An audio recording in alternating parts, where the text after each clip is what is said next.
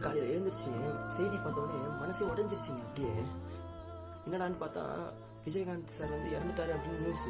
எந்த சேனல் பார்த்தாலும் விஜயகாந்த் சார் இறந்துட்டாரு. நான் நியூஸ் கேட்டவுடனே என்னால் ஜீரணிக்கவே முடியும், நினச்சி கூட பார்க்க முடியல அந்த செய்தியை.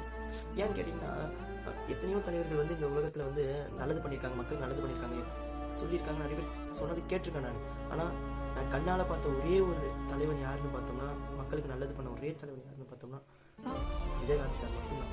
அவருடைய இறப்பை என்னால் ஏற்றுக்கவே முடியல. அதுவும் இல்லாமல் நான் சினிமாவுக்கு வரணுன்றதுக்கு ஆசை வந்ததுக்கு காரணமே வந்து விஜயகாந்த் சார் அவருடைய படங்களை பார்த்துதான். ஒரு நல்ல தலைவனையும் சரி, ஒரு நல்ல அரசியல்வாதியாகவும் சரி, ஒரு நல்ல நடிகனையும் சரி,